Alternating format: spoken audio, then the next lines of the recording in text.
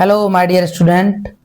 इस वीडियो में मैं आप लोगों को चैप्टर नंबर 2 जिसका नाम है इलेक्ट्रोस्टैटिक पोटेंशियल एंड कैपेसिटेंस के इम्पोर्टेंट एमसीक्यूज करवाने वाला हूं, जो कि बोर्ड एग्जाम में जरूर से जरूर आएंगे, पक्के आएंगे। तो ये क्वेश्चन जो है आप इनको अपनी कॉपी में अच्छे से उतार लेना, बार बार रिवाइज करना, ये इम्पोर्टेंट है। इसी तरीके के मैंने चैप्टर नंबर 1 के इम्पोर्टेंट एमसीक्यूज पहले से डाल रखे हैं, अगर आपने नहीं देखा है तो उनको भी कंप्लीट देख लेना। इसी तरीके से और चैप्टरों के एमसीक्यूज आपको इस चैनल के माध्यम से मैं प्रोवाइड करवाता रहूंगा। तो अगर आपने इस चैनल को सब्सक्राइब नहीं किया है तो प्लीज इसे सब्सक्राइब कर लें और अपने दोस्तों के साथ शेयर करें। और अगर आपको कोई प्रॉब्लम हो तो आप कमेंट बॉक्स में मुझे आपकी समस्या बता सकते हो। तो चलो मैं क्वेश्चन नंबर 1 लेकर आता हूँ स्क्रीन पर। क्वेश्चन नंबर 1 जो है ऑब्जेक्टिव टाइप, वो ये है कि the SI unit of electric potential is. Electric potential की एसआई यूनिट क्या होगी? पहला ऑप्शन है वोल्ट, दूसरा ऑप्शन है कूलाम, जूल, फैराड। क्या होगी? तो इलेक्ट्रिक पोटेंशियल की जो एसआई यूनिट होती है वो होती है वोल्ट। क्या होती है? वोल्ट होती है। अदर जो ये यूनिट लिखी हुई है इनको भी मैं आपको बता देता हूँ। कूलाम जो होती है वो होती है चार्ज की। कूलाम किसकी होती है? चार्ज की। जूल किसकी होती है? वर्क की। और फैराड किसकी होती है? कैपेसिटेंस की। किसकी होती है? कैपेसिटेंस की होती है। तो इस तरीके से अपन ने और अदर यूनिट भी जान ली है। नेक्स्ट, इसके बाद नेक्स्ट क्वेश्चन है work done in moving A charge between 2 points having the same potential. यानी अगर सेम पोटेंशियल है ए का और बी का, अगर ए पॉइंट का पोटेंशियल VA और बी पॉइंट का पोटेंशियल VB, अगर ये दोनों बराबर है तो टोटल वर्क डन कितना होगा? टोटल वर्क डन कितना होगा? तो टोटल वर्क डन जो होगा वो 0 होगा। क्यों? क्योंकि पोटेंशियल डिफरेंस यहाँ पे जो आएगा वो 0 आएगा। W इक्वल टू जो होता है वो क्या होता है? QV। और ये पोटेंशियल डिफरेंस अगर ये 0 है, अगर ये सेम है तो इनका डिफरेंस निकालेंगे अपन। जैसे A और B पॉइंट का निकालेंगे तो VA माइनस VB करेंगे तो ये 0 हो जाएगा। तो वर्क डन भी कितना आएगा? 0। तो इसका सही आंसर क्या होगा? 0 होगा। नेक्स्ट क्वेश्चन, इसके बाद नेक्स्ट क्वेश्चन देखेंगे। नेक्स्ट क्वेश्चन है the potential due to an electric dipole on its axial line varies as. कैसे वेरीज करता है? आर से उसका क्या रिलेशन है? 1/r या 1/r² या 1/r³ या 1/r4। तो देखो ये तो होने वाला ही नहीं है। 1/r4 तो अपन ने कहीं पढ़ा ही नहीं है। 1/r ये भी नहीं होगा।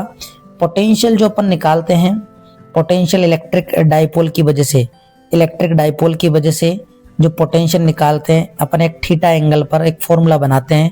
अगर थीटा की वैल्यू को अगर 0 डिग्री ले लेते हैं तो वो एक्सियल लाइन पर आ जाता है। किस पर आ जाता है?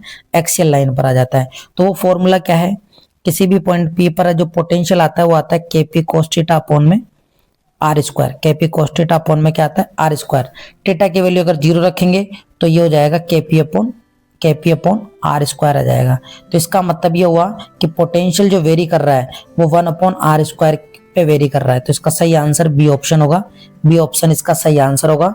वेरी करेगा वो 1/r² पे वेरी करेगा।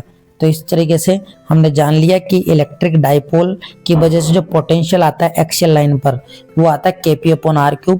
तो इससे हमें पता चल गया कि जो पोटेंशियल है वो R² के इनवर्सली प्रोपोर्शनल होता है। नेक्स्ट क्वेश्चन, इसके बाद नेक्स्ट क्वेश्चन है the capacitance of A parallel plate capacitor depends on.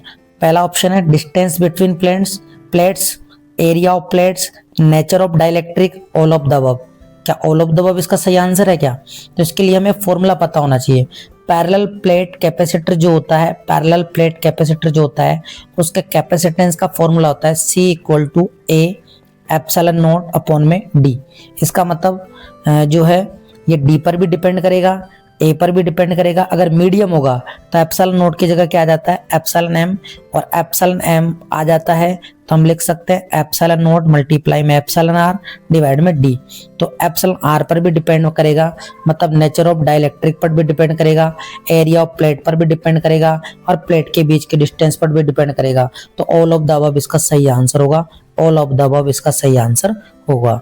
ठीक है, उम्मीद है आपको ये क्वेश्चन अच्छे लग रहे होंगे और समझ में भी आ रहे होंगे।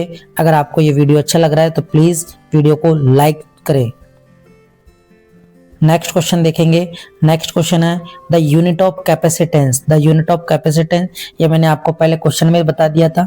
यूनिट ऑफ कैपेसिटेंस जो है वो है फेरेड। क्या है? फेरेड। मतलब सी की यूनिट ये होती है, ये तो आपको पता है क्यू की है और ये वी की है और ये रेजिस्टेंस की है। ठीक है, सिंपल क्वेश्चन है ये तो। Next question, energy stored in a capacitor is given by. जो कैपेसिटर में जो एनर्जी स्टोर्ड होती है उसको अपन देते हैं U equal to half C V square. Half C V square, तो हाफ सी वी स्क्वायर देखो किस में मिल रहा है, ऑप्शन नंबर ए में मिल रहा है हाफ सी वी स्क्वायर, तो इसका सही आंसर ये होगा। ठीक है, नेक्स्ट क्वेश्चन है इसके बाद, the potential at a point due to a point charge Q at a distance R. मतलब पोटेंशियल एक पॉइंट चार्ज की वजह से कितना होता है, तो पॉइंट चार्ज की वजह से v इक्वल टू आता है के क्यू अपॉन में क्या आता है, आर आता है, के क्यू अपॉन में आर आता है। ठीक है, तो के को अपन क्या लिख सकते हैं, 1/4 पाई एप्सिलॉन नॉट लिखेंगे और यहाँ पे मल्टीप्लाई में q और यहाँ पे क्या है आर। तो देखो क्या ये ऑप्शन मिल रहा है क्या, q/4 pi epsilon not R. तो q/4 pi epsilon not are अपने को मिल रहा है ऑप्शन नंबर सी में। किसमें मिल रहा है, ऑप्शन नंबर सी में, तो ऑप्शन नंबर सी इसका सही आंसर होगा। ठीक है, नेक्स्ट क्वेश्चन है।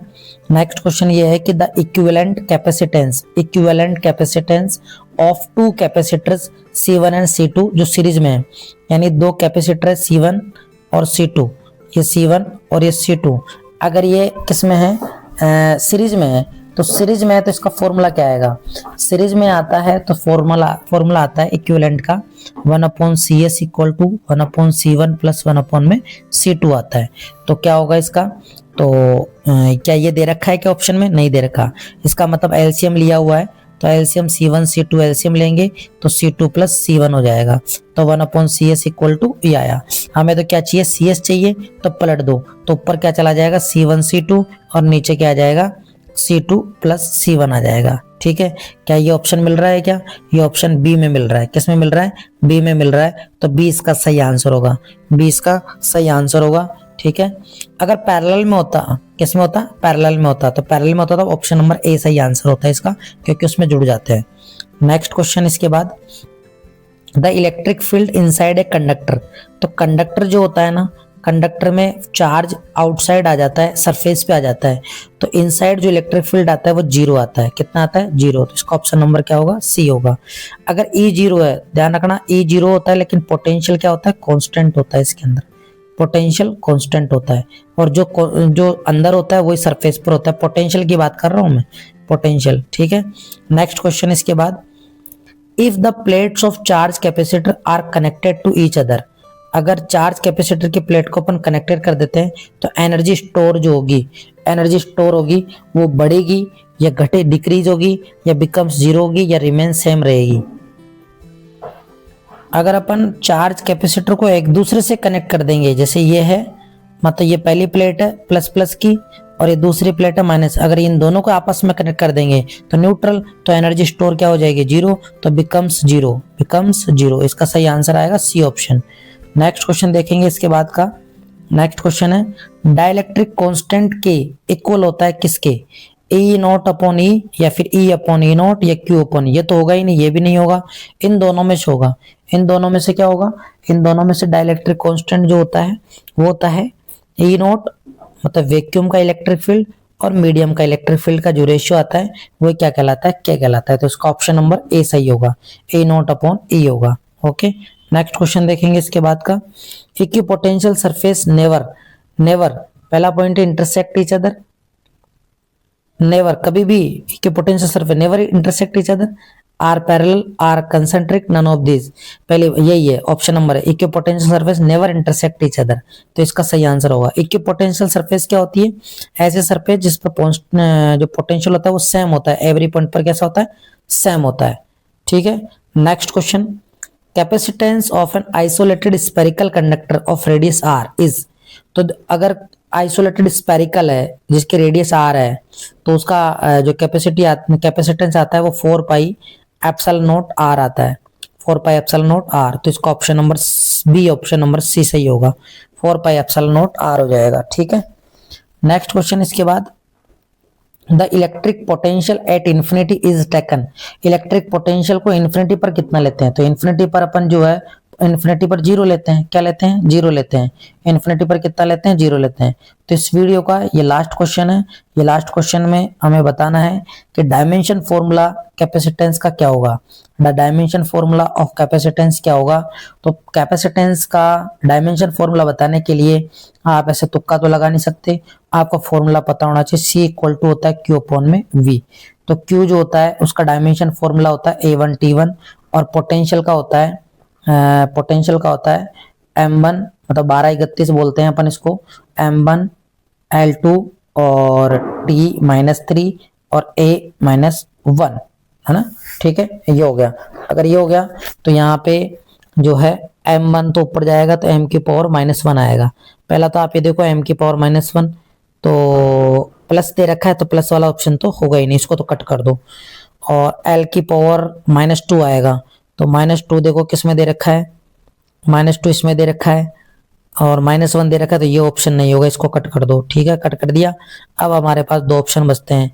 अब दो ऑप्शन में से कौन सा सही होगा, T की पावर -3, और -3 को ऊपर लेके जाएंगे तो प्लस का 3 हो जाएगा, और 3 और 1 कितने हो जाएंगे, 4। तो T की पावर 4 जिसमें दे रखा है वो अपना आंसर सही है। तो T की पावर 4 जो ऑप्शन नंबर ए में ही दे रखा है, तो ये आंसर सही है, आगे हल करने की जरूरत नहीं है। इस तरीके से आप इसका आंसर जो है पता लगा सकते हो। तो डायमेंशन फॉर्मूला होगा।